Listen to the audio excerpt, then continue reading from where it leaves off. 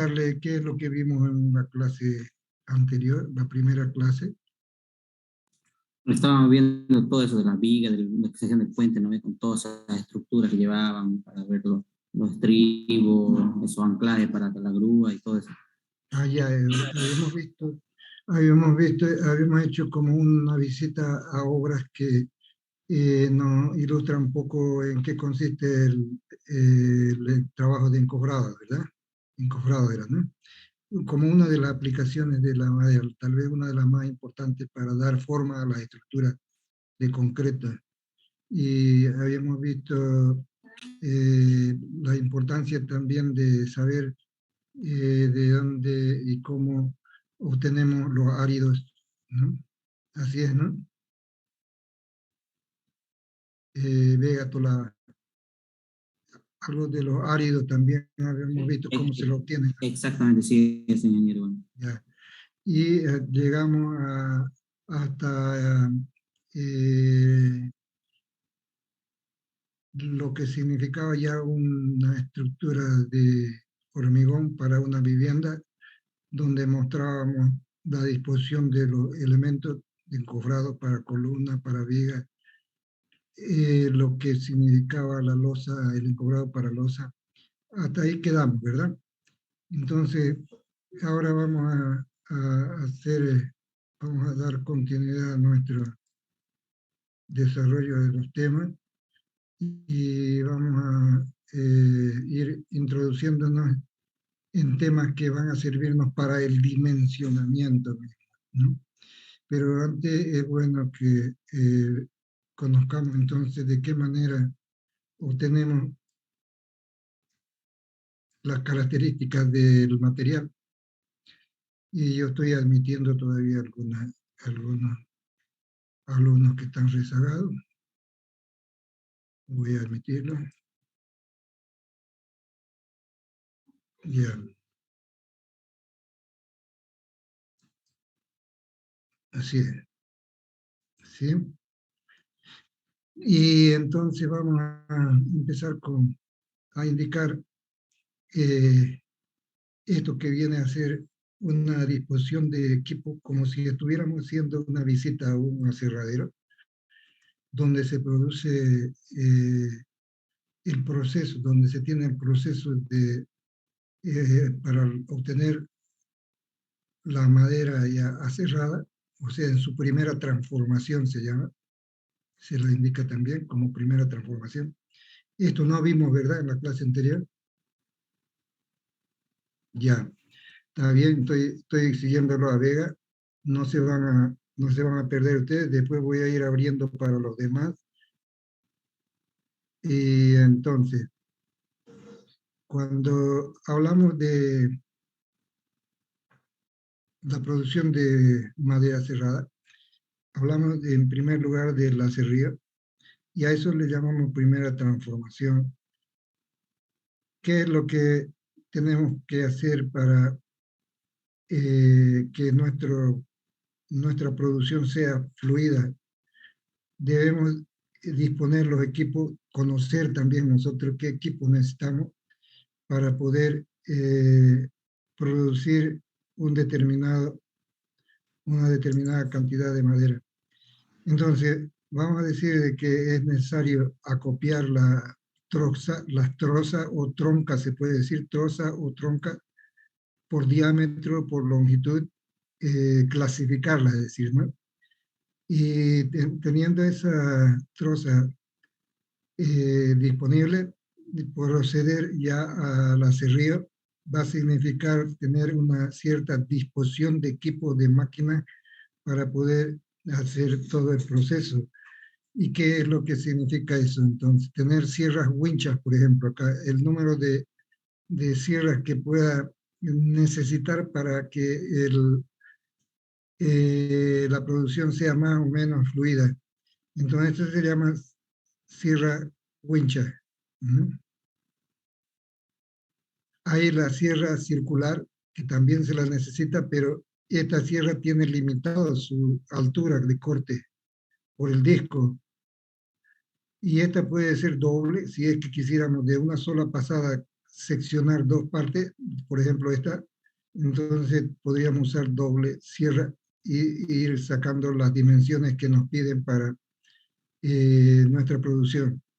Entonces podemos poner una o podemos poner dos equipos según sea el ritmo que queremos darle a la producción. Aquí también podemos poner un juego o otro y entonces alimentar a estas máquinas. De esta etapa, esta sería la primera etapa. La segunda etapa, ya cortando la madera a las dimensiones que se tiene para el pedido, y una vez que llegan a esta etapa, se transporta por cinta transportadora, ¿no? Este va y corta acá, despunta la madera en esta parte, la escuadra, digamos, en el extremo, ¿no? Le hace un corte a escuadra en el extremo. Y de acuerdo a la dimensión, entonces esta pieza se da la vuelta acá y se corta la otra punta ya a la medida, ¿no? Entonces ya salen las piezas a medida, se lleva a un pallet. Aquí se perdieron los alumnos, a ver si es que vuelven a habilitar sus cámaras. No sé qué ha pasado. Ahí los primeros que me estaban ayudando se perdieron. Ahora estoy con el segundo grupo, Díaz Espinosa, me va a decir si estamos de acuerdo. ¿Cómo está el sonido? ¿Me escucha bien, Espinosa? Se escucha bien. Ya, tal vez me pueden avisar si es que si tengo problemas en el sonido. Ya, entonces decíamos que una vez que se corta, se despunta acá, se lleva a este depósito que sería pallet, esto se llama pallet, pueden anotar, ¿no? Pallet, y es donde donde se agrupan, ¿no? Las maderas para poder transportarlas, ¿no? Entonces este sistema es práctico para poder entonces ponerla así de esta manera, organizada, donde si se fijan no están pegadas una madera con la otra, sino están separadas por pequeños listones que le permiten aireación entre las caras que de otra manera estarían apegadas, ¿no? Entonces son estos pequeños listones transversales que le dan una luz que permite entonces la ventilación de la madera por todos lados, ¿no? Por todos lados. Esa es la idea, ¿no? De que quede ventilada la madera.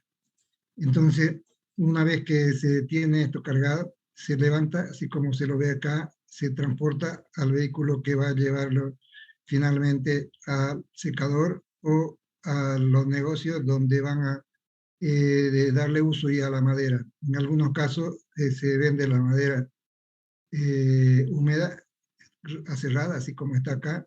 Y en otros casos los pedidos son para madera secada al horno, ¿no? Y eso vamos a verlo enseguida también. Y esa madera secada al horno es la que deberíamos utilizar para tener resultados en mueblería, por ejemplo, los resultados esperados en lo que se refiere al mantenimiento de la forma de la estructura de madera, como ser silla, como ser muebles, ¿no? Entonces no se puede hacer con madera húmeda eso, porque se reduce la dimensión. En cambio, el encofrado, tal vez como un uso muy rápido, entonces las dimensiones que se pierden no son tan significativas y no necesita tal vez secado porque es un costo adicional. Pero para la exportación sí tiene que ser secada, madera secada, ¿no? Para la exportación tiene que ser madera secada. Y los secadores pueden admitir hasta 2 pulgadas de espesor para el secado, pero se lo organiza de esta manera. Esta es entonces una carga. Acá ustedes van a ver en otra clase, vamos a hacer una simulación de todo el proceso.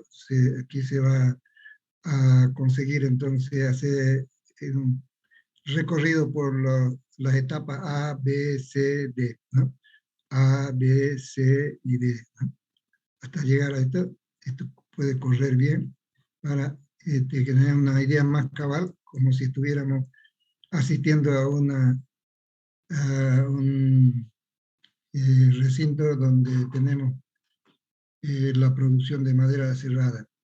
Entonces, todo este conjunto de distribución de máquinas es importante hacerlo, es lo que le llamamos layout, ¿no? O distribución de equipos, que cuando hay cuello de botella, se llama, por ejemplo, en la producción, cuando se agrupan las partes en una etapa, y entonces eso dificulta ya la producción, o sea, reduce la producción, se pierde más tiempo, y habrá que corregirlo, entonces alejando tal vez la máquina un poco más, ¿no? O acercándola cuando hay mucha espera también, ¿no? De la máquina, se me refiero, ¿no? Entonces, eso ya se ajusta, es decir, para optimizar el resultado. Cuando nos vamos ya a la parte de definición de la madera, allá habíamos hecho un intento en la clase anterior, decir que era un material orgánico, pero estaba constituido también por qué otros elementos químicos, decíamos Gallardo.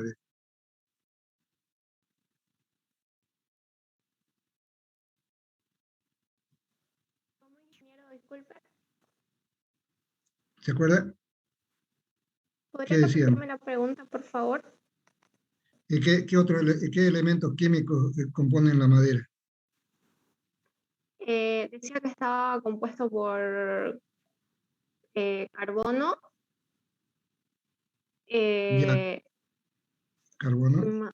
carbono, sulfato de no sé qué, no me acuerdo la verdad. No estoy muy... Pero ahorita lo busco, ingeniero.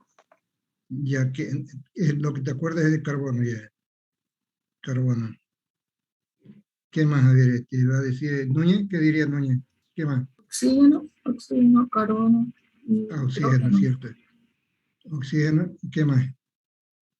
El nitrógeno. Más bien. Hidrógeno. Hidrógeno, principalmente son estos, ¿no? Carbono, oxígeno, hidrógeno. Entonces, esto es lo que viene a conformar entonces la parte, como parte de la madera, y desde luego también tiene otros elementos que saben como ser, por ejemplo, cementantes, ¿no? Como ser la lignina, por ejemplo, que es un cementante de células. Lignina, si quiere, anoten por ahí, como parte, ¿no? Lignina es un cementante de la célula, como un adhesivo, ¿no?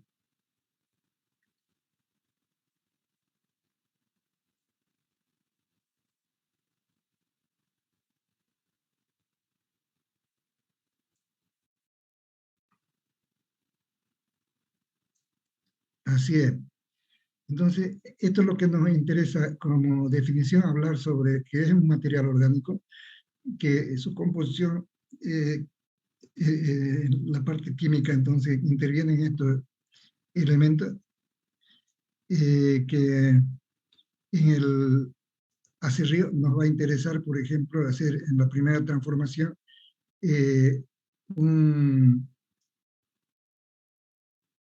una programación, decir así, de qué es lo que vamos a obtener de una sección con un determinado diámetro y una determinada longitud para que sea planificada nuestra producción, ¿no? Entonces, de acuerdo al requerimiento, a los pedidos que se tengan, serán estas de 2 pulgadas, por ejemplo, serán estas, si van a ser para columnas o para vigas, de tal manera que salgan las vigas que se necesitan. Aquí tenemos una calidad de madera que sería la parte de duramen, que es la parte más resistente. Albura es más clara, pero también se lo utiliza para encobrado, por ejemplo, está bien esto, pero para estructura es esta parte con preferencia, ¿no?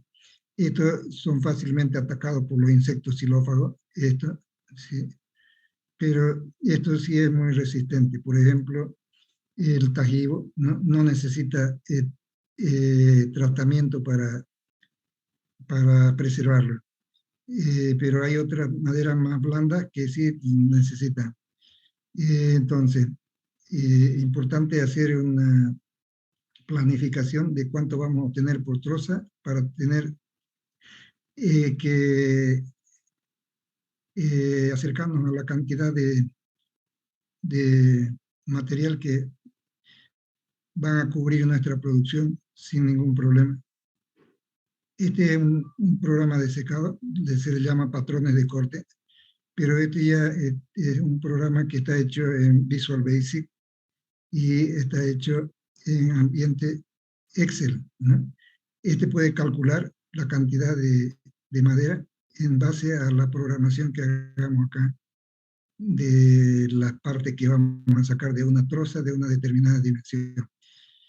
Más adelante vamos a hacer correr estos programas para que ustedes se entusiasmen y vayan incursionando también en esta labor de simulación que pueden hacerse para explicar mejor los procesos, ¿no? Pero esto es entonces un programa de secado que especialmente, imagínense, para con compromisos de venta al exterior, tienen que ser medidas precisas, las partes también tienen que ser seleccionadas de tal manera que no haya rechazo, tiene que ser secada al horno, todas las exigencias, ¿no? Porque no vamos a exportar agua, ¿no? Sino entonces tiene que ser madera seca. Cuando hablábamos en la clase anterior también, en la clase anterior habíamos hablado algo sobre esto. Ya, hay alguien que quiere entrar y no puede.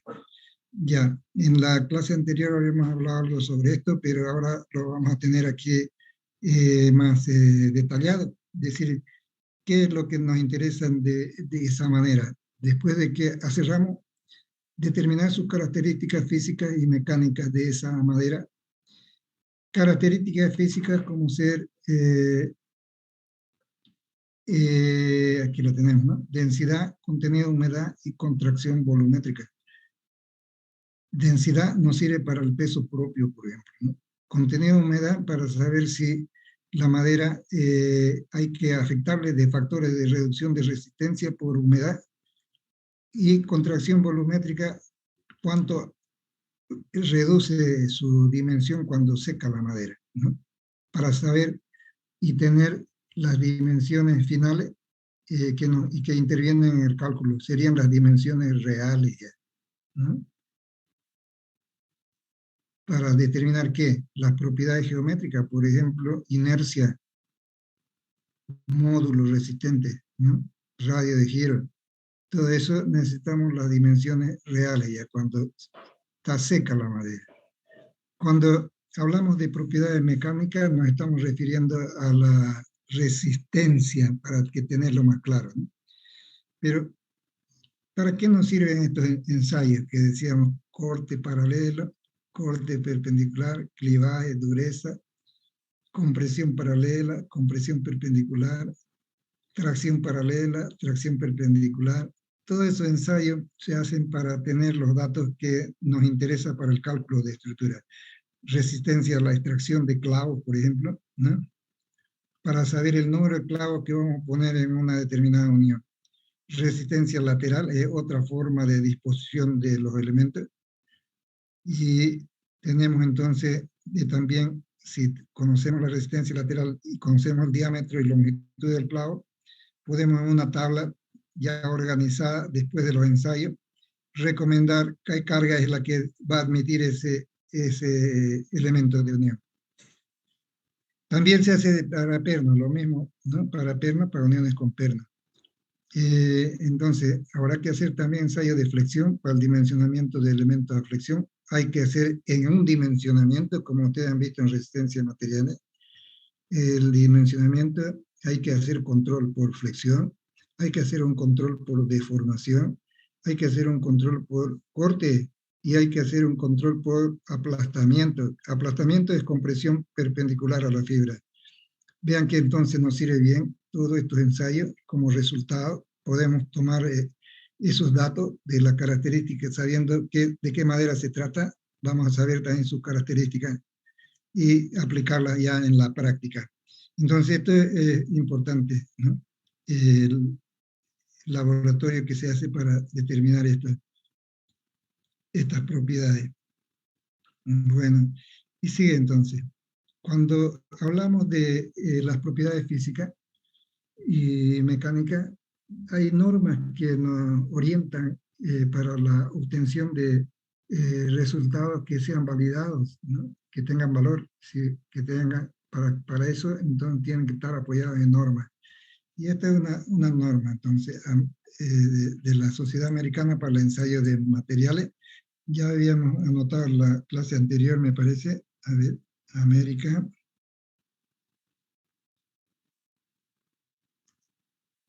Todos los laboratorios, la mayoría trabajan con estas normas.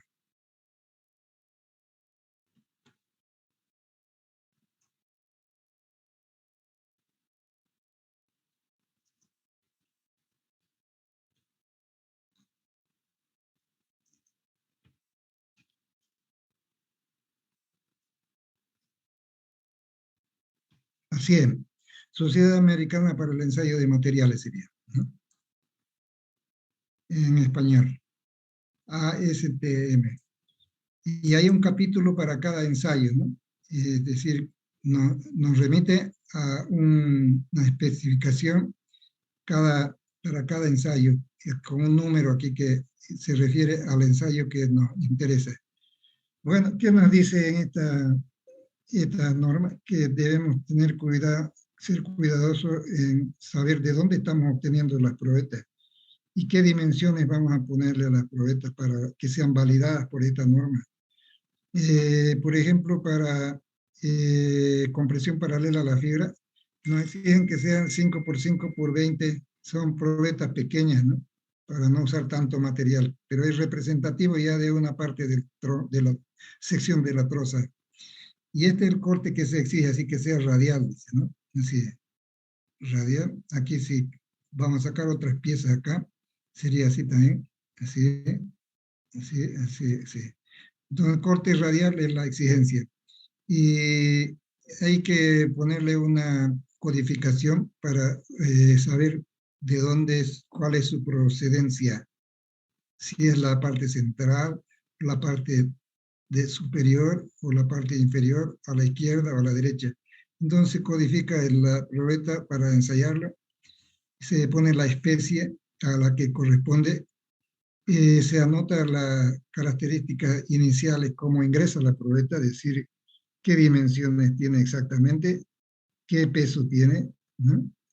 Se lleva al horno en el procedimiento, ¿no? Se lleva al horno. El horno tiene que tener también ciertas características en lo que se refiere a la temperatura. Entonces se dice 103 grados, por ejemplo, horno de 103 grados, más o menos 2, pero no pasarse de eso entonces, ¿no? Porque si no ya se volatilizan ciertos componentes que son parte de la misma madera.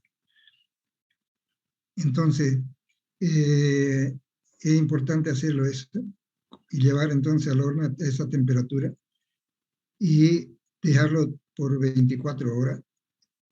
Luego, otra vez llevar a la balanza electrónica se necesita para pesarlo. Ya tendríamos el peso seco. Y finalmente, entonces, tomamos nuevamente las dimensiones para saber cuánto se achicó, ¿no? Cuánto se contrajo la madera. De esa forma vamos a tener una planilla donde podemos calcular todas las propiedades, que vamos a hacerlo más adelante, ¿no? Aquí estamos mostrando simplemente la exigencia de las normas y que tal vez refiriéndonos a los equipos que debemos tener, ¿no? Entonces, para propiedades físicas, otra vez vamos a repetirla, sería una balanza, un calibrador para tomar las dimensiones, un horno de secado que tenga temperatura controlada, y eso, ¿no? Sería saber entonces en qué tiempo se deja el material, 24 horas decíamos. Puede ser menos si lo llevamos a peso constante, por ejemplo, pero eso tendríamos que estar pesando cada rato, ¿no? Cambio el otro de 24 horas ya se entiende que la probeta por su tamaño ya está seca, ¿no? Eso es. Entonces, vayan recordando eso, es importante, vamos a repasar enseguida. Cuando hablamos de contenido de humedad, por ejemplo, ¿cómo lo determinamos? No va a ser aquí en los extremos, dice, de una porción de tabla, por ejemplo. No va a ser en los extremos porque hay migración mayor por estos extremos del agua que en estos lados laterales, ¿no? Entonces aquí está más seca, dice, ¿no? Y desechamos entonces esta parte, digamos que sean unos 50 centímetros, y tomamos una probeta acá. Sí. Ya esta es representativa. Esta es la que vamos a sacarle contenido de humedad, contracción volumétrica, densidad, que va a ser representativa de todo esto. Cuando hablamos de la herramienta que utilizamos, entonces estamos refiriéndonos a estas, ¿no? Sería la balanza, la probeta estandarizada, y aquí lo vamos a hacer en forma computarizada, ¿no? Automático, va a ser todo. Entonces, imagínense que en el primer paso llevamos la probeta de 5 por 5 por 25, si va a ser para compresión paralela a la fibra. Si es de 5 por 5 por 15, si va a ser solamente para contenido de humedad, contracción volumétrica, densidad. Entonces, imaginémonos que esta probeta la tenemos acá de 5 por 5 por 20, ¿no? Yo lo puedo agrandar esto, pero me interesa más bien tenerlo así para la referencia. Ustedes están viendo bien los números, no hay necesidad de agrandarlo, ¿no? ¿O sí? Para mí se ve bien. Un poquito Ya. más. Sí, se ve bien. Ya les digo, yo lo ampliaría, pero ya se pierde todo el resto. Y ustedes también, y a mí me interesa tenerlos acá para saber que están vivos, para interactuar, ¿no? Ya, entonces, 5 por 5 por 20 es la dimensión inicial que medimos acá. Acá tenemos, después del secado, una probeta que perdió dimensión y es un delta radial, delta tangencial, delta longitudinal van a aparecer. En la medida, cuando tomemos la medida de seco, entonces ya está 4.4, dice acá, 4.7, 19.9, ¿no? Hacemos la diferencia y vamos a tener, según la orientación de la fibra, esto es radial, por ejemplo, delta R será esto, ¿no?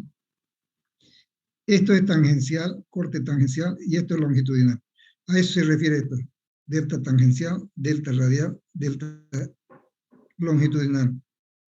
Y podemos también determinar la contracción volumétrica haciendo la suma de lo que viene a ser las contracciones parciales, ¿no? Eso vamos a verlo enseguida. Está la fórmula que para eso más adelante también vamos a ver. Esto simplemente para que apoye, sirva de apoyo a lo que habíamos dicho antes, ¿no? El horno de secado, 103 grados, para que mentalicen ustedes, ¿no? 103 grados, ¿no? Aquí se lo hace así transparente, desde luego, para que veamos la probeta.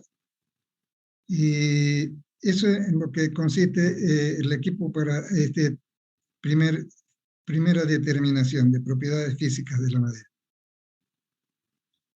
Seguimos. Ya en un proceso de secado, en un proceso de secado ya industrial, decir que es para la producción de madera seca. El horno de secado ya tiene otras dimensiones, son grandes ya estos hornos, ¿no? Donde puedan entrar, por ejemplo, cargas ya. Y esas cargas que vimos antes, las introducimos en este recinto. Este tiene que tener paredes bien aisladas, con aislamiento térmico. Ustedes pueden fabricarlo, su horno, con doble pared, por ejemplo, de ladrillo, y material de lana de vidrio, puede ser intermedia, unos 5 centímetros. Ese es un buen aislante térmico, ¿no? Todo. Claro, aquí está con vidrio para la transparencia, pero pueden ser ladrillos, ¿no?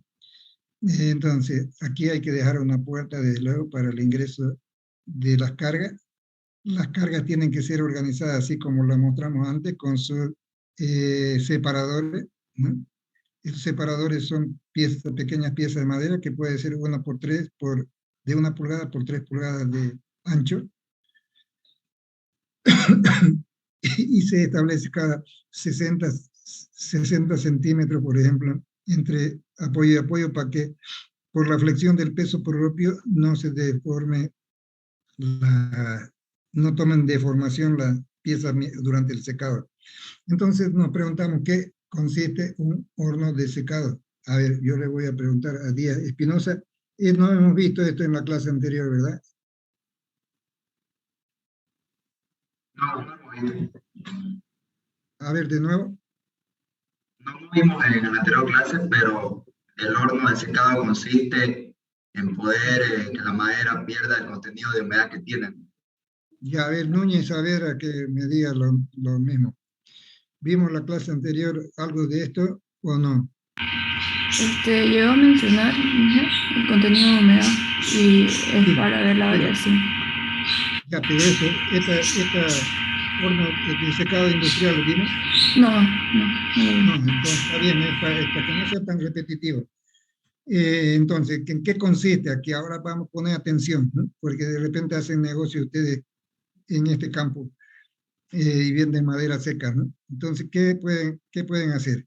Es un humidificador acá, que es una instalación hidráulica, ¿no? Un humidificador para chiquetear a vapor de agua aquí al interior de la cámara cuando está demasiado alta la temperatura, ¿no? Para bajar la temperatura y para evitar que se raje la madera, ¿no? O sea, en el programa de secado uno establece tiempo, cuánto de temperatura debe permanecer, pero en algunos casos se dispara eso.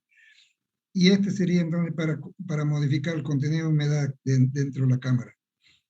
Y estos otros son termómetros que sirven para determinar el contenido también ya en porcentaje el contenido de humedad dentro de la cámara. Esto para modificarlo, ¿no? Esto para determinar, por ejemplo, 80% de contenido de humedad, 100% de humedad, llueve de adentro de la cámara. No nos interesa eso, ¿no? ¿Cuándo va a ser eso? Cuando los dos termómetros marquen lo mismo. Tenemos un termómetro de bulbo seco, un termómetro de bulbo húmedo. El de bulbo seco da la temperatura real dentro del horno. El de bulbo húmedo da la temperatura disminuida, ¿no? Como un gradiente, se dice, de temperatura, que baja la temperatura por la humedad. Y entonces ese gradiente, esa diferencia, por ejemplo, aquí 48-43, ¿no? De esos datos nos sirven para sacar el contenido de humedad dentro de la cámara, de forma directa, ¿no? Aquí podemos tener una computadora, por ejemplo, y hacer esa determinación si es que nuestro equipo está en el parque industrial. Desde nuestra oficina podemos ir controlando el secado, ¿no? Desde una oficina remota, es decir, de una distancia para decir que estemos en guardia nosotros. O el horno está en guardia y nosotros acá. De aquí podemos ir haciendo todo el control de lo que sucede en el horno, modificarlo, y de tal manera que el proceso se dé con seguridad. Entonces, bulbo húmedo, bulbo seco. Vean que este bulbo húmedo es una vasija de agua acá y tiene filamentos de algodón que envuelven el bulbo, entonces lo enfrían, ¿no?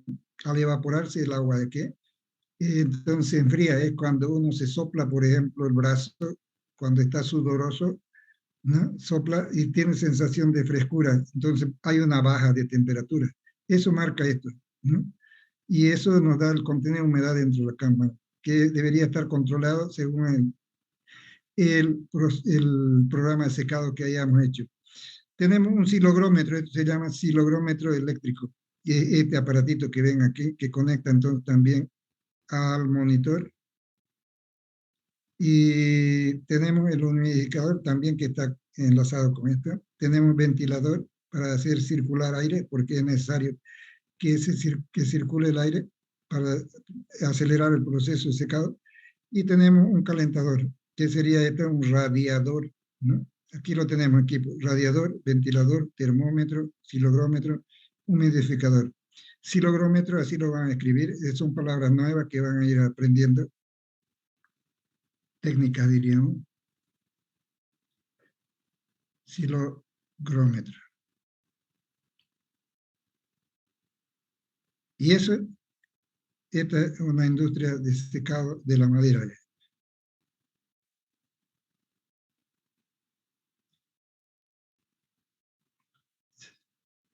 Los muebles tendrían que hacerse a partir de esta condición de secado, madera seca, para que no pierda sus dimensiones cuando ya está acabado. Eso es un horno de secado, y puede ser que en el programa, por ejemplo, de secado que tengamos, se registre así. Más adelante, en otra clase, vamos a hacer correr estos programas para que vean ustedes que lo que se puede hacer ya en forma científica, un resultado tener de los procesos y de forma segura. Entonces aquí, por ejemplo, al 76 horas ya secó la madera y hay varias etapas como la temperatura se fue modificando. Aquí se tiene la temperatura, cómo ha ido modificando, y aquí se tiene el secado de la madera. Estos son gráficos que muestran el proceso de secado, ¿no? En las 76 horas, ¿no? Ya bajó a 8%. Por acá tenemos 10%, 72%, que falta todavía más abajo. Está llevándolo a 8 grados, 8% de secado. No es necesario llevar a 0% de contenido de humedad, porque la madera, cuando se la expone otra vez al medio ambiente, toma humedad de nuevo del ambiente, y se llama humedad de equilibrio. Tienen que anotar eso, humedad de equilibrio. Y esto en nuestro medio, por la temperatura que tenemos, por nuestra posición geográfica, por nuestra altitud de 400 metros sobre el nivel del mar, ¿no? Hay una presión atmosférica, y para esas condiciones, entonces, 12% es lo que toma la madera, hasta 12%. Entonces, bajar en el secado menos que 12 va a estar bien, dice, ¿no? Para que después, cuando se exponga, llegue a 12. Claro que si la mojamos intencionalmente, otra vez va a tener humedad arriba del 12%. Eso tenemos que cuidar, ¿no? Eso es. Cuando hablamos ya de propiedades mecánicas, es decir, los ensayos que vamos a hacer para determinar los valores de compresión a los que se llega para romper, por ejemplo, la probeta. Este es un ensayo de compresión paralela a la fibra, ¿no? Y la probeta que exige la norma ASTM, siempre que se pueda, vamos a referirnos a esto, ASTM, esto. Esa exigencia de 5 por 5 por 20, ya tenemos, ¿no? Nuestra probeta, 5 por 5 por 20. Tenemos que sacar contenido de humedad para esta probeta de una parte, dice, cuando ensayamos la pieza, vean cómo se está hinchando acá, ¿no? Va a romper seguramente acá. Próximo a eso, haga un corte, dice, próximo a la falla, haga un corte de 1 pulgada así de extensión y llévelo al horno para determinar su contenido de humedad, ¿no? De esa probeta. La resistencia de la madera está también en función del contenido de humedad. Mientras más húmeda, menor resistencia la madera. Mientras más húmeda la madera, también módulo elástico reduce. Entonces, por eso es bueno trabajar con madera seca, ¿no? Pero eso es lo que se hace entonces. ¿Qué es lo que se anota acá? Se anota la carga, las deformaciones, delta L, lo que se achica. Este es un deformímetro. Este es un dinamómetro. Deformímetro. Las deformaciones que sufre la madera cuando se ve solicitada por una presión o una fuerza que lo comprime. Eso es lo que mide aquí. Si es que tenemos acá, por ejemplo, 500, leemos para 500 cuánto fue la deformación y anotamos acá, ¿no? Y así en todo el proceso, se va anotando. Este puede ser manual, visual, la toma de los datos en las máquinas antiguas, así. Ahora ya todo es automatizado, entonces va haciendo la lectura de ambos, ¿no? Y calculando también los valores que nos interesan. Las tensiones, por ejemplo, las deformaciones unitarias para graficar. Y lo grafica también la máquina, ¿no? Entonces, de ahí sacamos la tensión de rotura, que nos va a servir para, como un dato ya de una serie de probetas que tenemos acá, por ejemplo, 30. De 30 ya podemos sacar un valor característico de resistencia de esa probeta. No es de una sola, ¿no? Sino ahí la norma le dice a uno tantas probetas para poder validar su resultado. Y así son las gráficas, ¿ve? Que pueden estar aquí ya más ampliadas. Aquí hay una tendencia que de línea recta tal vez, aquí, y entonces, ¿qué es lo que ajusta ahí? Una ecuación de una línea recta, ¿no? Aquí para cualquier punto entonces sacamos la tensión y la deformación, en tensión y deformación, y la tensión de rotura desde luego, ¿no? Esta es la tensión de aplastamiento, carga sobre área, y esto es delta L sobre L, esto, epsilon, delta L sobre L. Deformación unitaria, esto no tiene unidad, esto sí. Desde aquí, si es que quisiéramos sacar el módulo elástico también de esta pieza, lo hacemos en base a esta pendiente, ¿no? Así es. Determinamos la tangente de este ángulo, ¿no? Que va a ser este valor de y dividido entre x. Tangente de alfa, cateto opuesto, cateto adyacente, ¿no? Tangente. Ese es el módulo elástico del material. Y como ven, si es que es una línea recta la que ajusta en este campo, entonces aquí podríamos decir que las tensiones son proporcionales a las deformaciones. Aquí estaría el punto del límite de proporcionalidad y después ya va declinando la recta, ¿no? En esta etapa se calienta la lignina, o sea, el cementante, y se plastifica, ¿no? Y se va deformando con mayor rapidez la pieza. Pero hasta aquí tiene un comportamiento elástico, diríamos, la madera, ¿no? Tensiones proporcionales a las deformaciones, ley de Hooke, dice, ¿no? Seguimos entonces. Esto es para compresión perpendicular. Aquí vamos a ver la forma. Todo lo demás es repetitivo. Hay que sacarle contenido de humedad. Pero estamos aplicando una carga perpendicular a la orientación de la fibra. Dinamómetro, deformímetro aquí, cuando no está anotado, pero cuando la deformación es de 3 milímetros, por ejemplo, ya la norma puede decir suficiente. Ahí ya tome como una falla, se hundió demasiado. Pero si rompe antes, está bien, esa es la tensión de rotura, ¿no? Pero si no lo hace, entonces ya con 3 milímetros, dice la norma, está bien, ahí considere como falla ya. Este es otro ensayo que sirve para tracción perpendicular a la fibra, ¿eh? La probeta es así, para tracción perpendicular a la fibra. También se anota carga, deformación, área importante aquí para sacar las tensiones. Todo lo mismo, ¿no? La probeta está indicada aquí en dimensión. Esta probeta tiene su forma especial para que pueda aplicarse las cargas y llegar a la rotura. El área de rotura es esta garganta acá.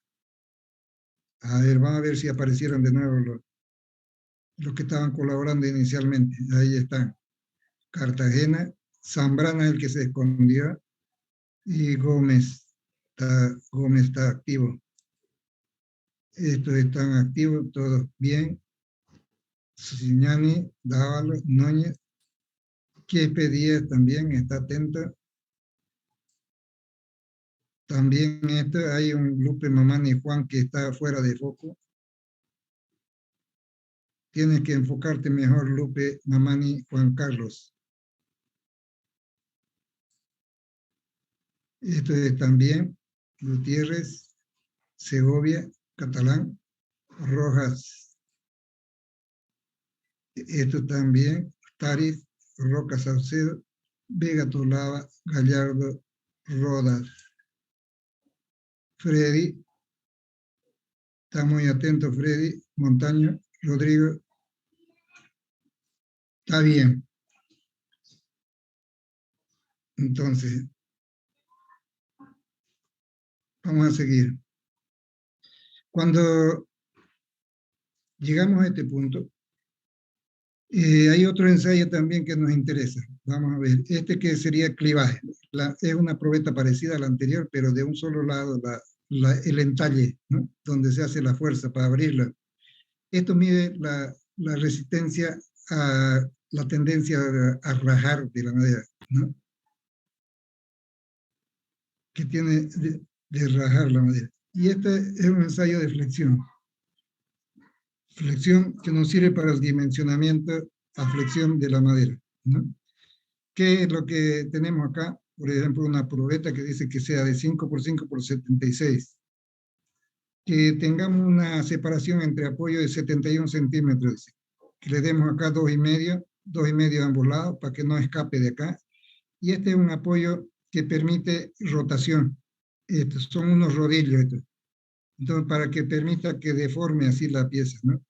Sin ningún impedimento. Y le ponemos un deformímetro abajo, ponemos una aplicación de carga aquí al medio y ponemos el dinamómetro en funcionamiento. Le damos carga y vamos a anotar esa carga, la deformación, y tenemos los gráficos que hemos visto ya anteriormente. Y otro ensayo es con doble carga, pero carga simétrica, ¿sí? Para flexión. Esto es para flexión pura, se llama, flexión pura. Aquí en este otro caso, ustedes saben, en el curso de resistencia, que están interviniendo corte, compresión, acá arriba, tracción, corte, pero en este otro caso, ya acá no hay corte. En este campo no hay corte. Otra vez se perdió Claudio Paz. Se perdieron todos estos colaboradores de acá.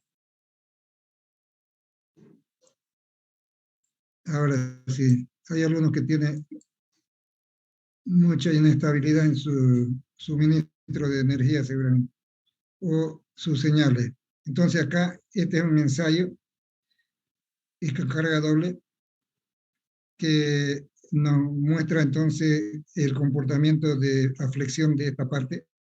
Aquí es flexión pura, no hay corte en este lado, porque si tiene aquí reacción, carga igual a esto, sumatoria acá va a ser de aquí 0, ¿no? Para corte. Pero el momento sí existe, momento, ¿no? Acá, que va a ser esto por este brazo, menos este por su brazo. Entonces eso es flexión pura. Seguimos. Esto es tracción paralela a la fibra. Resistencia de tracción paralela a la fibra. Dinamómetro más bien, deformímetro. Y la probeta entallada de tal manera que se obliga a que la rotura se produzca en esta parte más débil. Todas las anotaciones son las mismas que hemos visto antes, carga, deformación, de ahí sacamos todos los otros valores que nos interesan. Corte, ¿cómo es que funciona esa solicitación en una estructura? Entonces, aquí podemos ver que la probeta tiene su forma, es decir, que es una probeta de 5 por 5 por 6, 35, dice aquí, de altura, y un recorte aquí de 3 centímetros, y lo que resta de 6, 35 y 5, estos 5 centímetros. Sería 1,35 acá, 1,35 y 2 centímetros de aquí, 1,90 y algo, casi 3, 1,90 sería casi 2 centímetros, 2 y 1,35. ¿Eso para qué? Para que se pueda acomodar una placa de metálica y ahí darle la carga, ¿no? En esa parte. Y aquí aguantarla por debajo, esta es la máquina universal, aguantarla por debajo para que el corte se obligue en esta área. Se obliga, esto desciende acá y deja al descubierto entonces un área de falla. Carga dividido entre esta área es la tensión de corte que nos proporciona este ensayo. Y eso se anota también acá. Esto es dureza, ¿no? Es una esferita que se tiene en el extremo, que se introduce en la madera presionando desde luego con un gato hidráulico, y puede ser una penetración perpendicular hacia la fibra, radial, paralela, ¿no? Y todos aquellos datos nos sirven para saber la dureza de la madera y recomendar para qué uso lo podemos aplicar. Por ejemplo, en pisos, ¿no? El piso generalmente es una madera dura para que los impactos de objetos que caen no dejen huellas, no dejen marcas. Inclusive las marcas pueden ser, cuando son maderas blandas, los impactos de pequeños objetos que dejan la huella ya permanente, ¿no? Entonces, para eso sirve este ensayo. Por ejemplo, para las escaleras también, ¿no? ¿Cuáles pueden ser para escaleras? Y este es un ensayo que tiene importancia para determinar, por ejemplo, la resistencia de los clavos en una cierta posición, ¿no? Este ensayo se llama resistencia al arranque o a la extracción, ¿no? Y tiene que tener las dimensiones de los clavos. Aquí está de 2,5 por 10. Este es el calibre del clavo. Esta es la dimensión de la probeta, 5 por 5 por 15, esta probeta. Y se introduce el clavo ahí, se deja acá 3/4 de pulgada afuera para que este cabezal pueda aplicar la carga en la cabeza del clavo. Y de esa manera entonces anotamos qué fuerza fue necesaria para extraer ese clavo. Y de esa manera vamos a poder nosotros recomendar cuántos clavos necesita una determinada conexión. Cuando es resistencia lateral, tal vez más común, ¿no? La unión de dos piezas que están unidas de esta manera, y la inserción del clavo horizontal en este caso, ¿no? Y entonces por eso se llama resistencia lateral. Y también se mide entonces la fuerza que provoca la extracción de este clavo. Y cuando tenemos varios ensayos de estos, por ejemplo 30 ensayos, podemos sacar su resistencia característica y recomendar en base a eso un determinado coeficiente de seguridad para aplicarlo ya en el cálculo. Y eso justamente es lo que se hace en esta resistencia característica. Ustedes han debido ver en hormigón que también se hace lo mismo. Es decir, que se ensayan probetas, varias probetas, digamos, imaginémonos aquí 20 probetas, 30 la norma dice como mínimo también, 30, y de esas 30 probetas entonces no sabemos cuál de las tensiones vamos a aplicar, ¿no? No va a ser la resistencia media, sino una característica, ¿no? Resistencia característica. ¿Qué toma en cuenta esto? Son valores estadísticos, ¿no? ¿Qué toma en cuenta esta resistencia característica? Que no solamente le da importancia a la resistencia entre una y otra probeta, la diferencia, digamos, que pueda haber, sino aquellos resultados que difieren mucho. Por ejemplo, si su resistencia de diseño es 210 como resistencia característica, entonces por ahí le sale una resistencia de 300, 400, ¿no? Pues no se va a alegrar, ¿no? Por eso, a decir, esto va a subirme la resistencia característica, más bien lo castiga uno, porque hay una prueba de bajo control, ¿no? La norma también prevé esas situaciones. lo castiga y le rebaja, entonces lo castiga el resultado y lo rebaja. No hay control, entonces imagínense que sean muy dispersos los resultados, seguramente que su tensión característica va a bajar mucho, ¿no? Todo eso toma en cuenta entonces esto. Ustedes van a tener en un texto, entonces no hace falta que lo ampliemos, simplemente explicar que son varias las probetas que hay que tomar, y de eso se automatiza ya cuando se puede hacer en un Excel, digamos, llevarle esta fórmula y tener resultados, ¿no? Y es justamente a esta famosa campana de Gauss que se saca esa resistencia característica, ¿no? Son probabilidades que se tienen para que suceda la distribución normal de un conjunto de datos, ¿no? Se está refiriendo a esto que lo graficamos, ¿no? Repartido con valores altos, medios y bajos, creando un gráfico acampanado.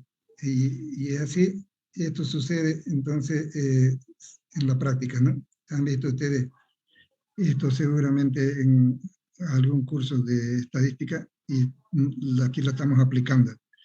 Y aquí tienen una bibliografía entonces, ¿no? Si pueden sacarle entonces una foto, entonces pueden tener ya la bibliografía que es de referencia, pero también la van a tener en el texto, ¿no?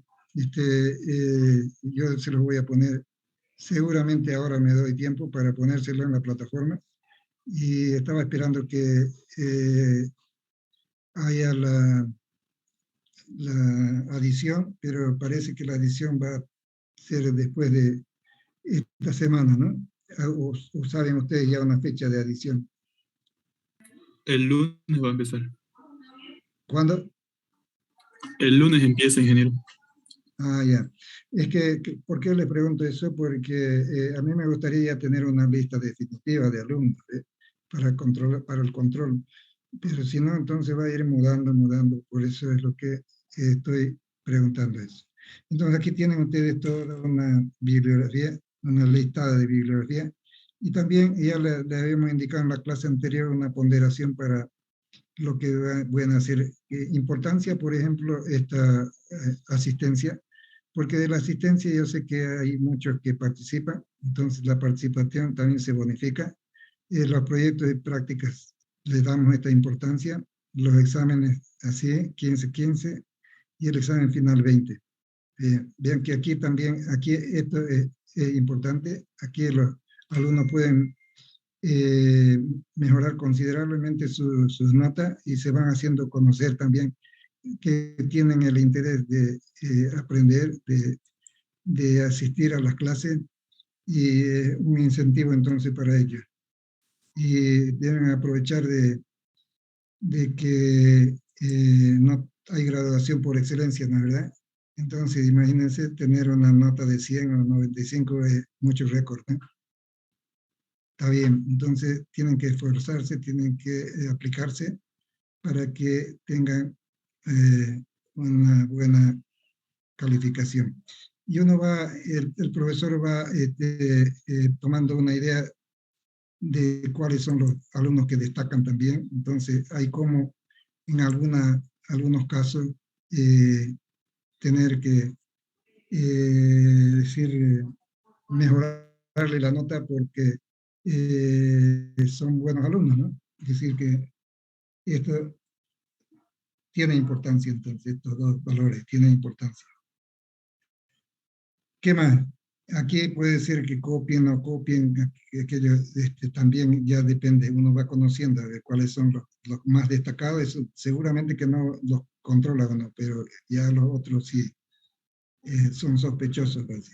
¿Qué más? Propiedades mecánicas, es decir, como resultado de todos los ensayos vamos a tener este cuadrito de propiedades mecánicas, donde ya nos sirve para el dimensionamiento, está corte, compresión perpendicular, paralela, todo ya está en resumen y clasificado por grupos, grupo A, B y C. A es la estructural, B madera intermedia, para muebles, por ejemplo, para encofrado, C es madera blanda, ¿no? Madera blanda. Y ahí tienen todos los datos para dimensionar ya la estructura. ¿Qué quiere decir dimensionar? Entonces, aprovechar estos resultados que están establecidas en base a las normas, que nos da la seguridad de que el comportamiento de nuestro material va a ser tal que podemos aplicarlo sin ningún problema. Y tener los resultados en cuanto a dimensiones de las piezas sin exagerar, ¿no? Pero sin correr riesgo también, ¿no? Con seguridad, digamos, ¿no? Que nos establece la norma. Siempre hay que apoyarse a normas, ¿no? No inventen sus propias normas. Hay que apoyarse a la norma. Alguna vez le va a tocar dilucidar pleitos en base a los resultados de su trabajo. Por ejemplo, hormigón que falla, ¿no? En el hormigón es muy frecuente eso. ¿Por qué falló? Porque tenía una dosificación que no estaba controlada, mala dosificación. Entonces hay pruebas que se hacen, hay una prueba que es de sacar probetas, por ejemplo, si es que se puede, ¿no? De la estructura, si es una losa, por ejemplo, unos pequeños cilindros, o si es que es una losa grande, también con los cilindros que tenemos, con dimensión de 6 pulgadas de diámetro, pero se lleva eso a ensayar y se determina la resistencia, ¿no? Si no se puede hacer eso, en las columnas especialmente, es con esclerómetro. El esclerómetro es una herramienta que sirve para determinar también resistencia, y es a través de una presión que se logra a través de una pistola que se dispara a la columna, y la penetración de una esfera mide entonces la resistencia, ¿no? Pero hay que hacer varios ensayos, varios disparos de eso, ¿no? Vean lo que se somete uno si es que no ha hecho un buen control de su hormigón, ¿no? A ese riesgo de que sea malo su hormigón y se lo rechacen y tenga que hacerlo de nuevo, o demoler, ¿no? O reforzar en algunos casos. Es dramático eso. Entonces tienen que ponerle empeño en el control, ¿no? Del hormigón, y en el encofrado también. El encofrado, para que no se les ahora ni se les caiga, tiene la importancia debida de que no se deforme también, porque si se deforma demasiado, entonces ya se hace inutilizado también, porque imagínense si es una losa que descendió 5 centímetros, arriba para nivelarlo va a poner mortero, ¿no?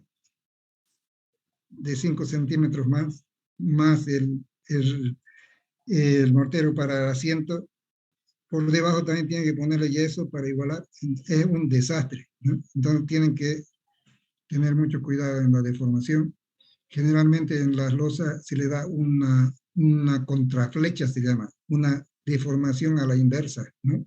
Para cuando uno sabe cuánto es lo que va a deformar por su peso propio, cuando se quite todos los encofrados, ¿no? Entonces deforma y queda rectita, ¿no?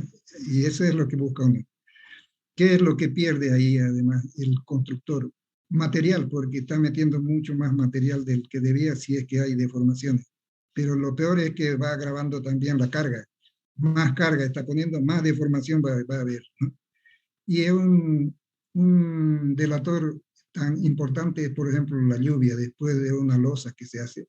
La lluvia hace charcos de agua donde están con deformación excesiva, y entonces uno puede aprender de esa situación y evitar entonces cualquier contratiempo. Bueno, jóvenes, hasta aquí entonces esta siguiente clase, y espero que para la próxima ya estén todos, siguen llegando alumnos, y yo tengo aquí hay 30, pero tengo, creo que en la plataforma tengo más alumnos, pero están teniendo problemas de llegar todavía. Hasta aquí, entonces voy a hacer unas cuantas preguntas y terminamos la clase. A ver, vamos a ver. Ahora sí. Ya está lo que hemos visto. A ver, ¿qué nos podía decir Freddy Ruiz de la resistencia característica?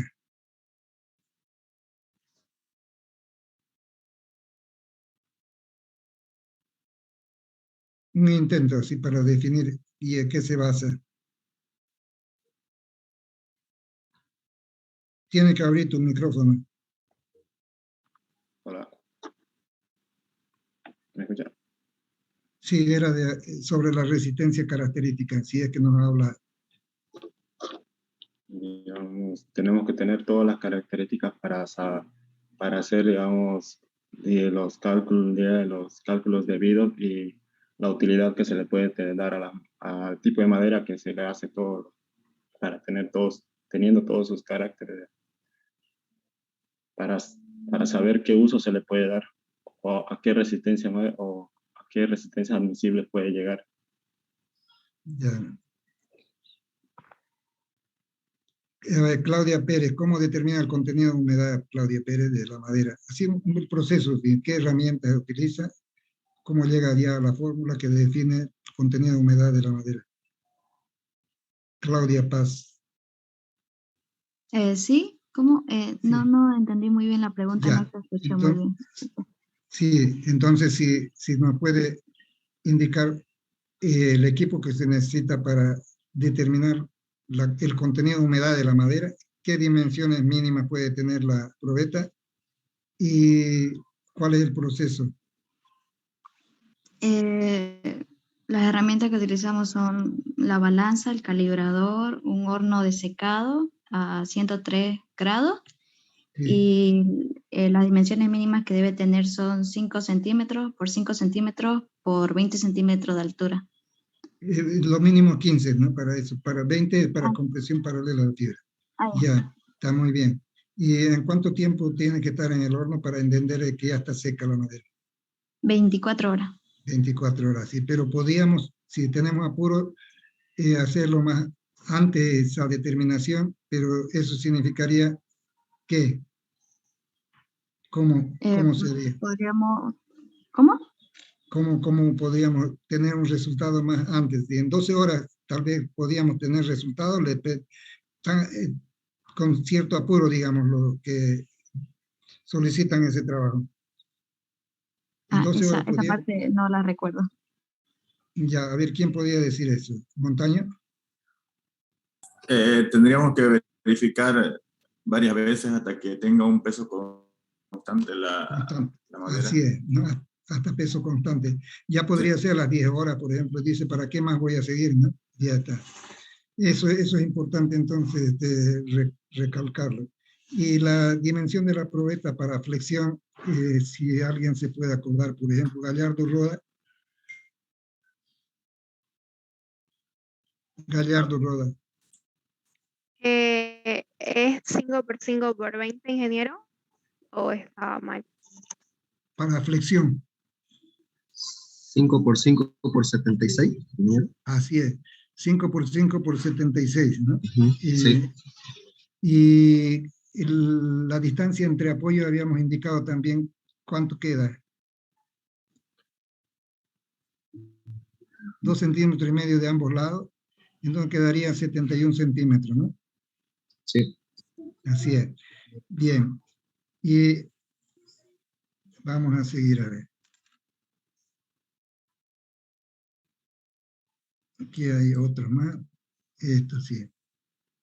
Ligerón, a ver, vamos a ver con ligerón. ¿Cómo determinamos la contracción de la madera?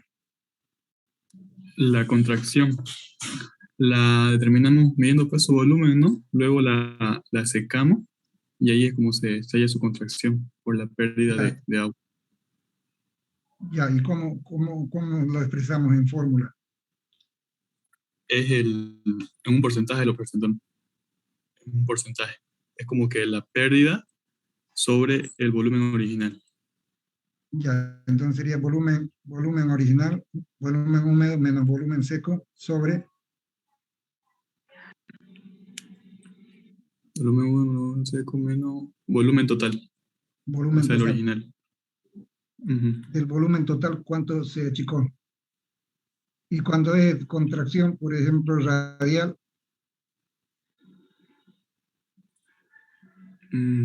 Radial. Si llamamos No sabría decirle.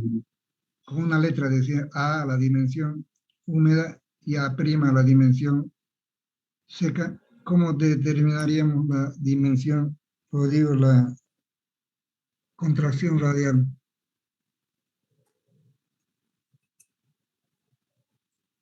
Ingeniero, sería delta delta tangencial, radial y delta longitudinal. ¿Dividido entre cuánto?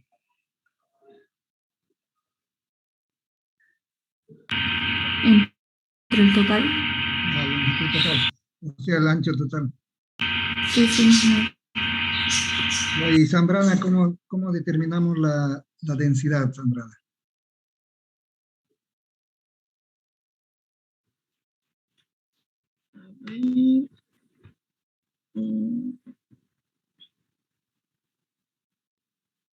¿Qué equipos necesitamos para determinar la densidad?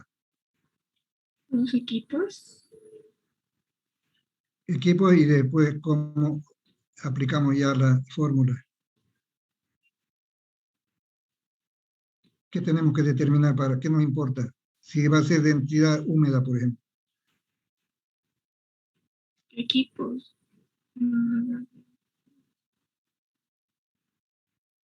Ya Gómez le puede ayudar, Gómez.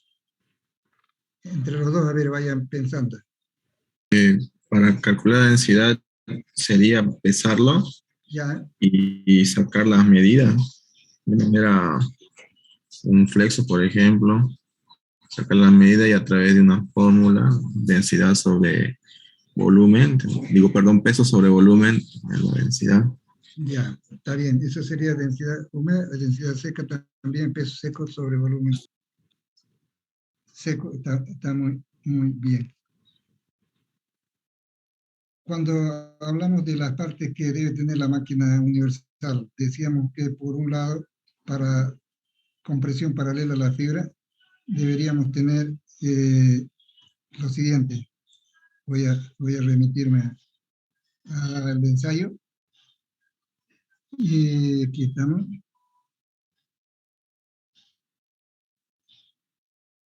Aquí estamos.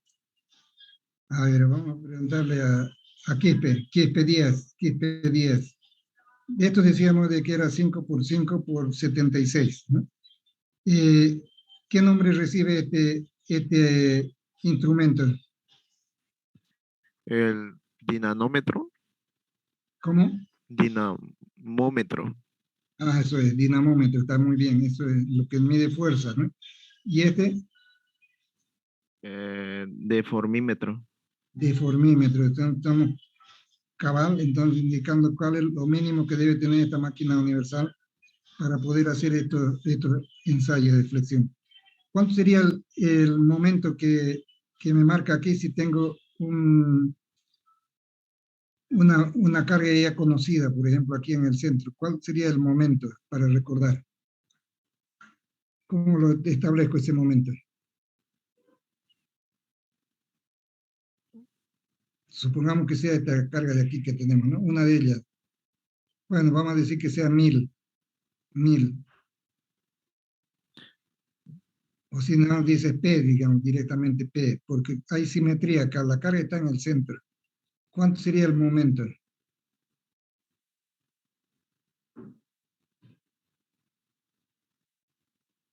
Díaz Espinosa le puede ayudar también.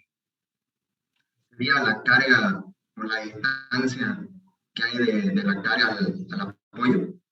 Ya, entonces hablamos que aquí es P, aquí será P medio, ¿no? Sí. P medio por L medio. Si L estamos llamando a esta distancia de 71, por L medio. Así sería, ¿no es verdad? Sí, P por L medio. Ya. Pero podemos sacar también la deformación, ¿no? Que en forma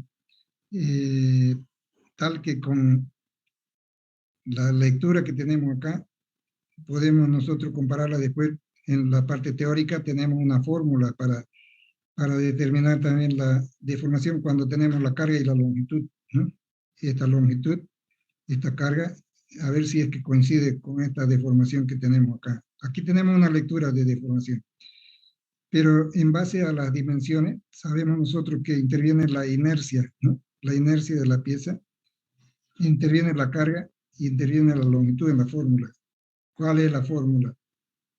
¿Alguien recuerda? A ver, para carga en el centro, carga puntual en el centro, vamos a ver, ¿cuál es la fórmula que nos proporciona la deformación en ese punto.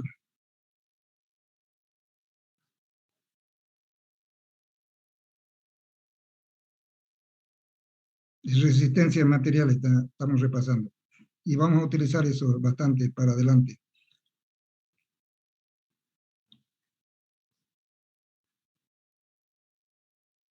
La fórmula de la deformación, ingeniero.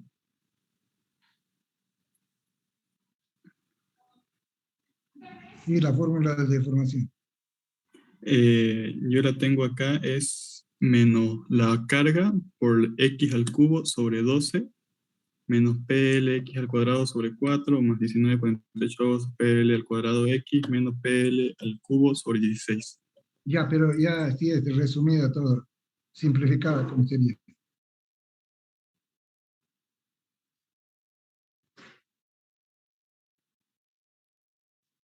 Porque ya conocemos dónde está, mira, L es esto, y la carga está al medio.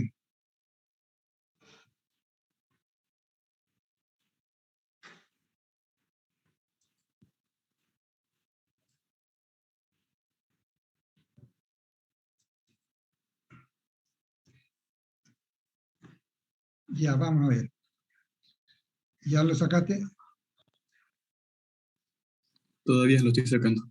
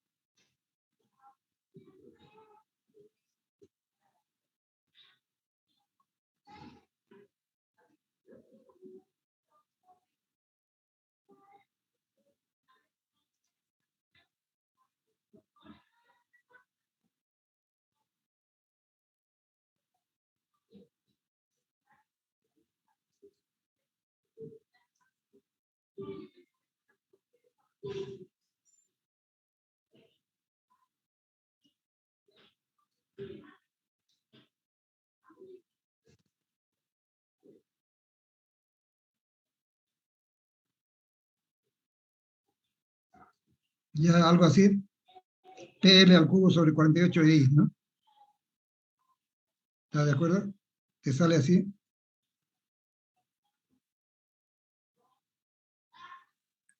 PL al cubo sobre 48. Sí. Sí, sí. Ya, y cuando es de deformación, para una viga continua, con carga uniforme repartida, más bien, carga uniforme repartida.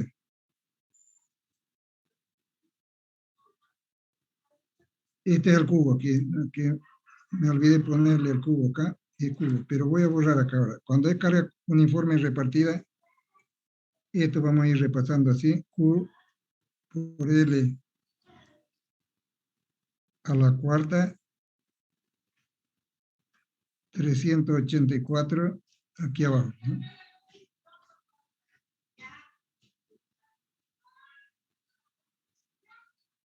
Y esta es la cuarta.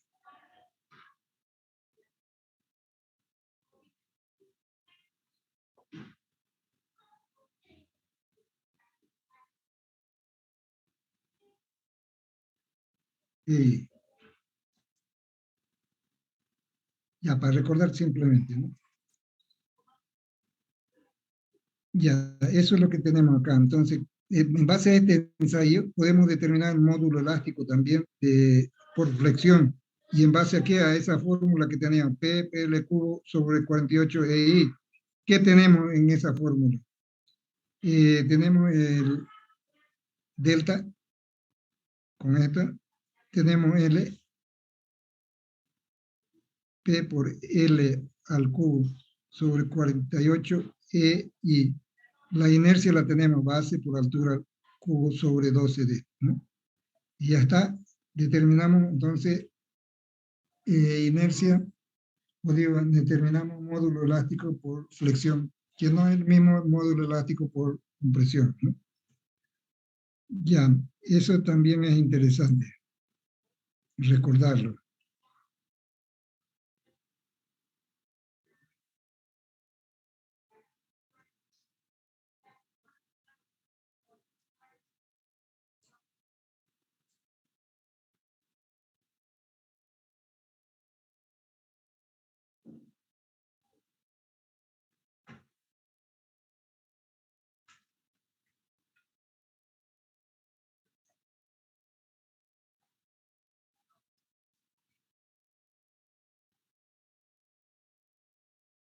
A ver, vamos a hacer una prueba aquí.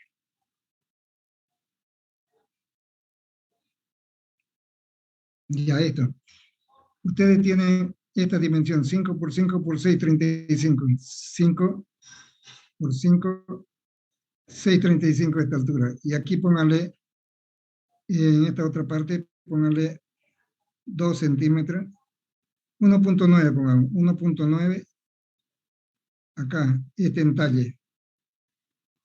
1.9.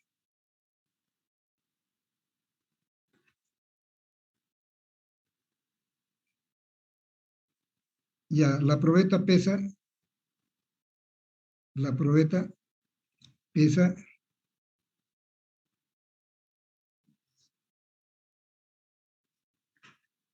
ya está el dibujo. Bueno, dibujenlo primero.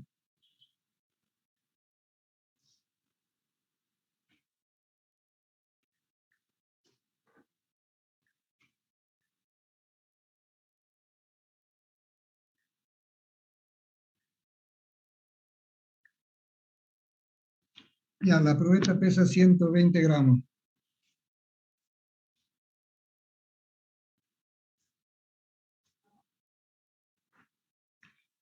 Las dimensiones nuevamente de la probeta son 5 por 5 por 6, 35. 5 por 5 por 6, 35 de esta es la parte más alta. Con esto queda como 5 también acá, 5 de altura. ¿No? 5 de altura acá. Entonces, el peso de la probeta es 120 gramos.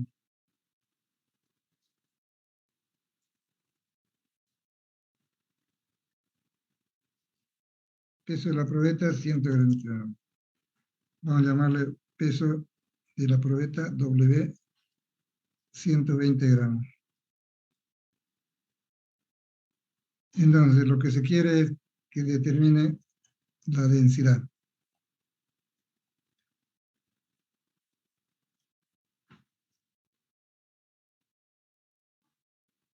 Y este va a ser peso húmedo entonces.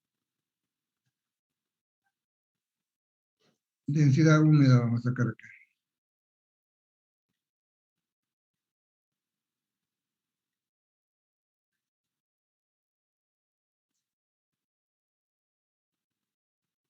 Ya deberían tenerlo. El dato de longitud, ingeniero, 20 centímetros. No, a ver, de nuevo aquí que tienen que fijarse en este volumen. Esto es 5. 5. Esta altura de aquí 5 también. Esto es 6.35 de alto. Y aquí 1.9 de aquí, desde aquí hasta acá.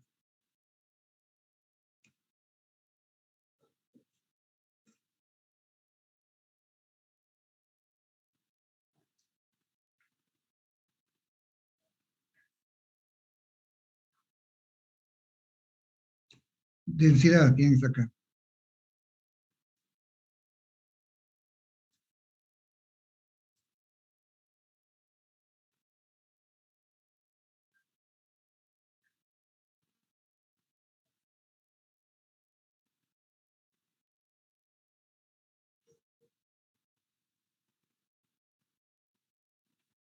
$0,76. Ya, vamos a ponernos de acuerdo. Entonces, 0.76.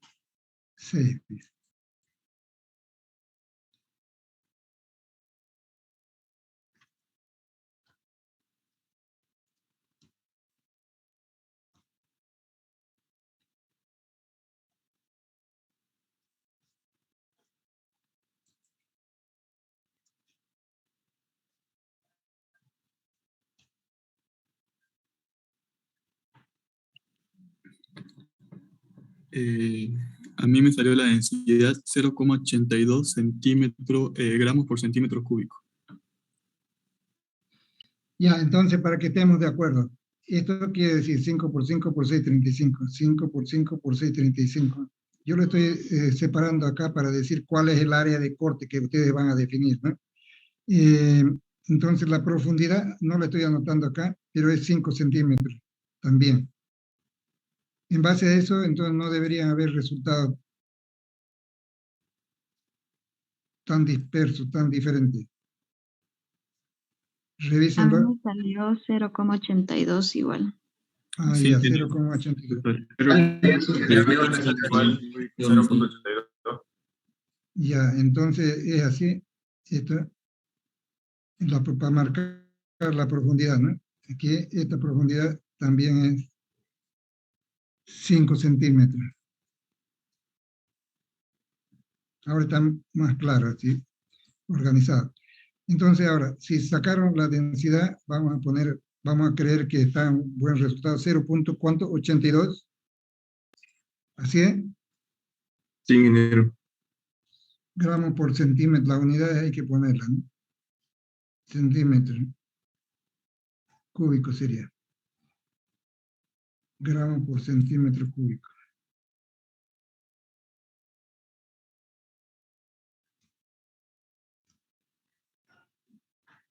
Ya, pero no solamente es la densidad la que nos interesa también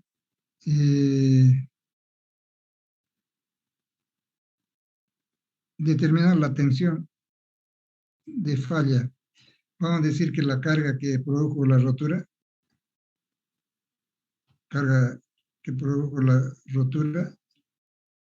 es de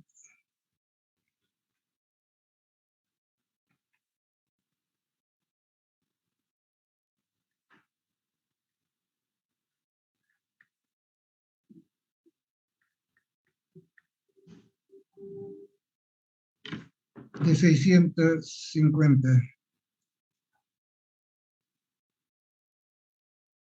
kilopondios. Esa carga es la que produjo la rotura de la probeta. Se desplazó este elemento así.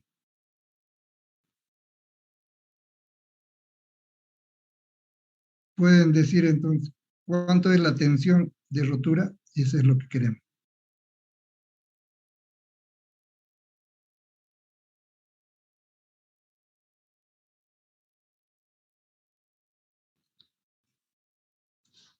La carga estamos aplicándola así.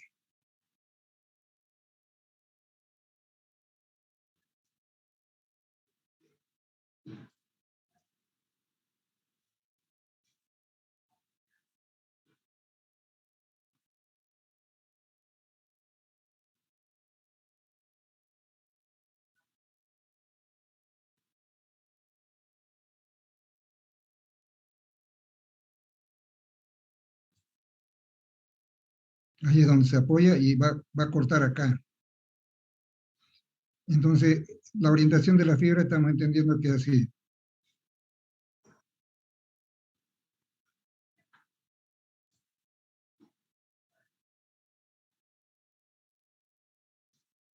Esta es la orientación de la fibra.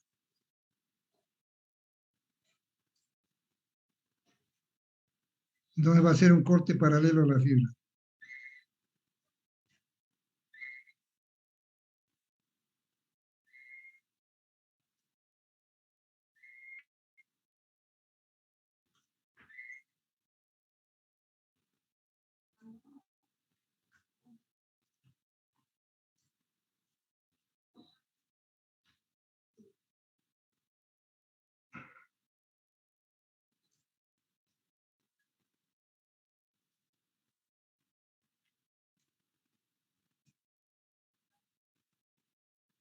Y ahí vamos a llamar tensión de corte F sub B.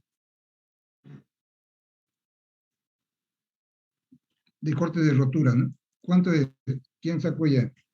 Me salió 26 kilopondios sobre centímetro cuadrado. 26 kilopondios sobre centímetro cuadrado.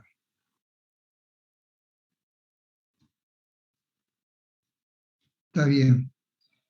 ¿Qué es lo que hiciste para eso?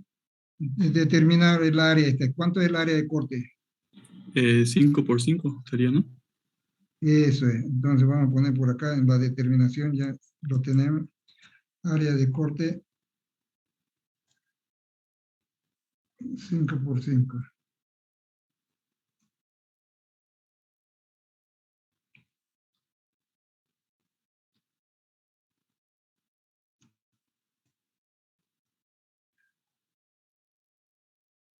Eso es. Y ya tenemos resuelta nuestra tensión. Esta es la tensión de corte para una resistencia última. Aquí le podemos aplicar un factor de seguridad para utilizarlo ya como valor para nuestros cálculos, ¿no? Esto está para la rotura, está esto, para la falla, ¿no? Si nuestro coeficiente, por ejemplo, es 2, ¿no? Entonces trabajaríamos con 13 kilogramos por centímetro cuadrado para tener un factor de seguridad de 2, ¿no? Así es. Pero esto es lo importante, entonces, saber cómo se determina, dónde se aplica, y hay expresiones que definen el corte no solamente para esta condición, así como cizallamiento sería esto, ¿no? Cizalle, pero en la flexión también hay corte. Vamos a ver esa situación, si es que podemos hacerlo desde acá. Voy a borrar todo esto que tenemos por acá. Si hay alguna pregunta, si no, entonces vamos a borrarlo todo. Ya sabemos cómo hacer esto y sabemos cómo hacer esto.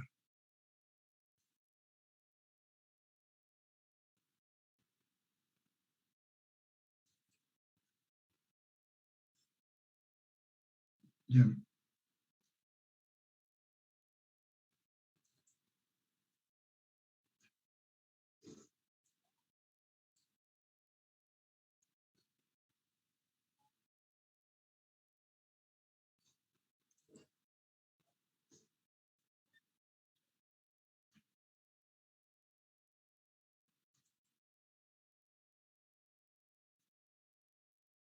Y ahí tenemos los resultados que nos interesa para dimensionamiento.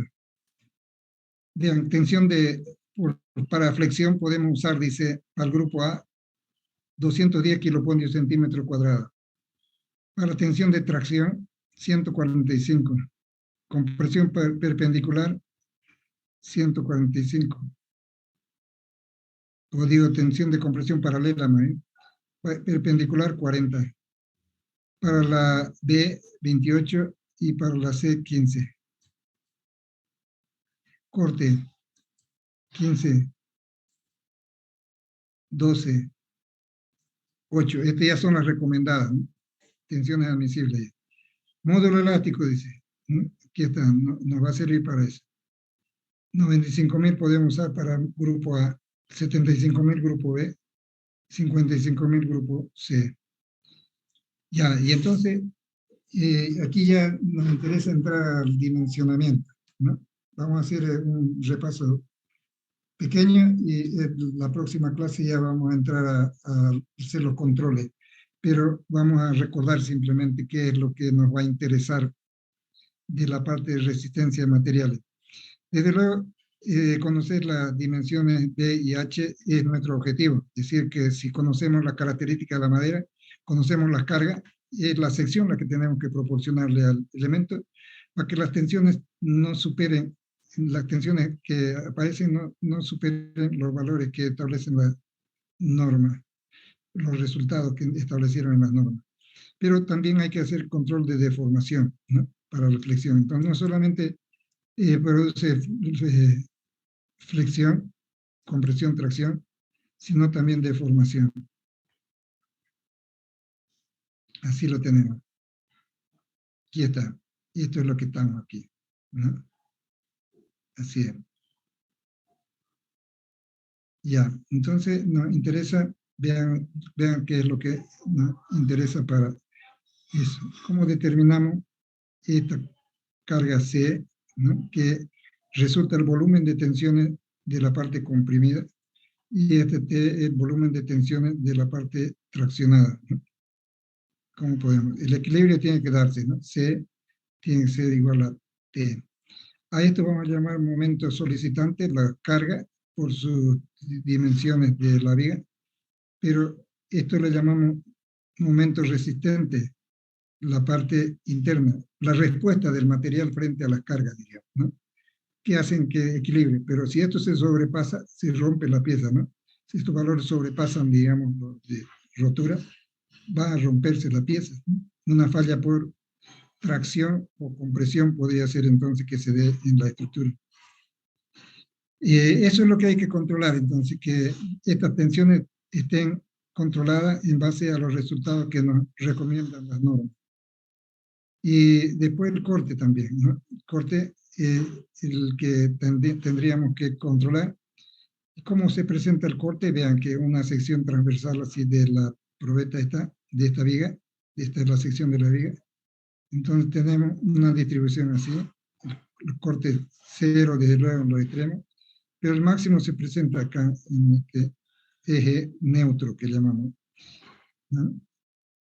El eje neutro está coincidiendo entonces con este baricentro acá, y si es una sección rectangular así como la que se tiene, así lo podríamos representar el corte. Entonces una placa tiende a desplazarse y la otra a resistirla, y ahí se manifiesta la tensión de corte, ¿no?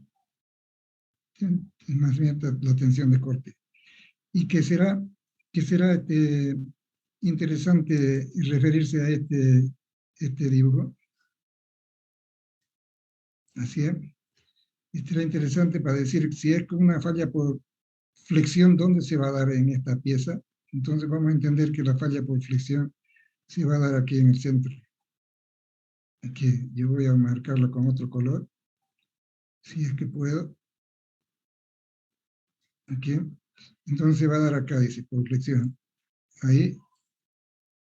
Que se agrieta ahí, se abre, y eso sería una falla por flexión, que hay que controlar entonces. Pero por compresión también, no puede ser que se monte esta capa de acá, se abulten arriba, entonces se notaría así como un abultamiento ahí. Así es. Pero ahora nos preguntan por corte, ¿dónde va a fallar? Yo voy a pedir a uno de ustedes para que vaya haciendo su participación interesante. A ver, a García Huancota. Aquí estamos marcando para flexión, tracción, compresión, puede haber la falla, ¿no? Aquí se agrieta, acá se abunda, se levanta la fibra. ¿Dónde se va a dar cómo va a darse una falla por corte? ¿Cómo nos imaginamos? ¿Dónde?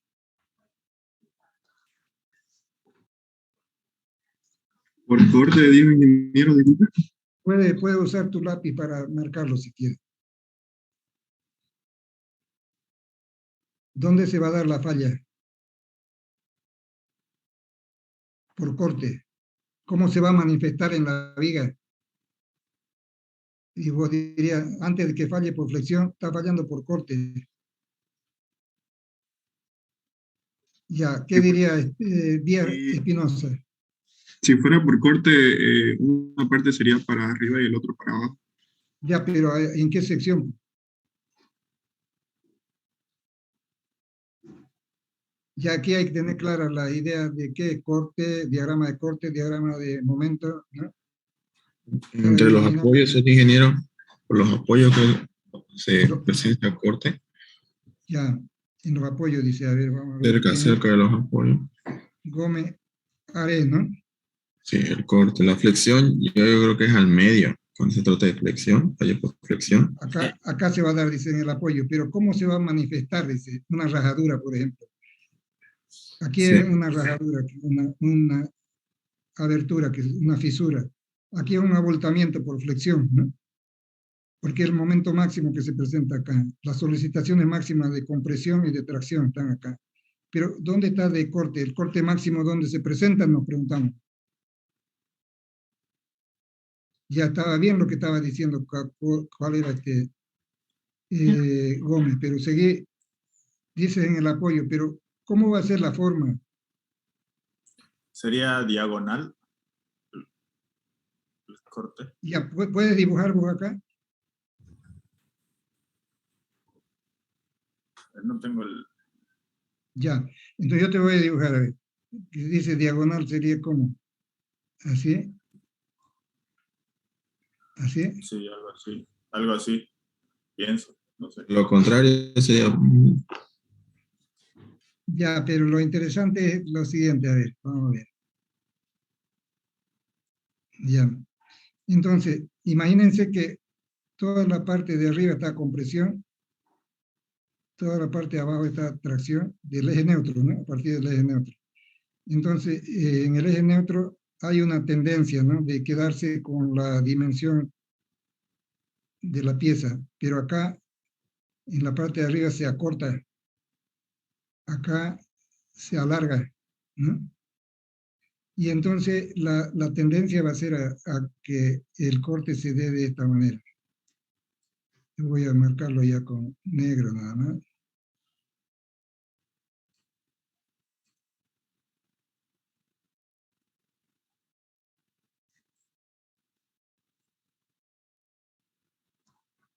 O azul, ¿no? Ya, entonces va a ser esta la tendencia.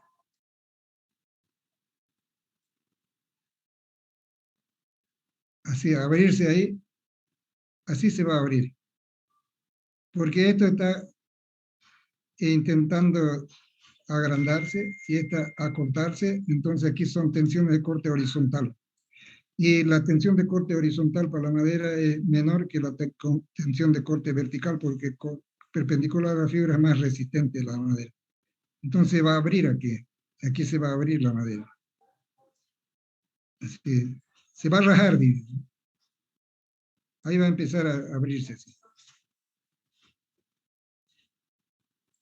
Así. Y si seguimos cargando, la carga va a ir disminuyendo, pero se va a ir agravando esta situación, ¿no? Y entonces se van a separar las dos piezas. Y va a tener una capacidad menor, es como si fueran dos piezas de altura más pequeñas sobrepuestas, ¿no? Cada cual por su lado. Y el corte ya no lo resiste. Aquí las deformaciones van a ser grandes, esta va a sobresalir acá, ¿no? Una va a ser así, así, y la otra va a ser más larga, ¿no?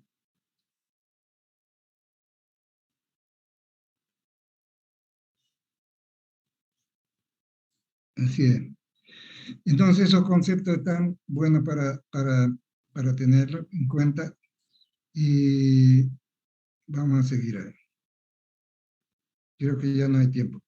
Entonces vamos a dejarlo esto para la próxima clase. Espero que ya estén más alumnos asistiendo, brindando la agencia. Ya se fueron 2, teníamos 30 alumnos. Seguramente que la próxima ya van a estar todos.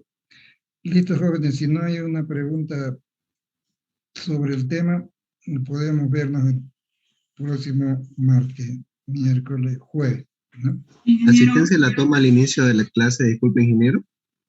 ¿Cómo? A ver, Cabrera, ¿no? Ya, Sí. ¿qué dice Cabrera? ¿La asistencia la toma al inicio de la clase? Disculpe, que entré un poco tarde, unos 5 minutos. Ah, ya. Sí, de todas maneras vamos a esperar así unos 10 minutos, 15 minutos para tomar la asistencia.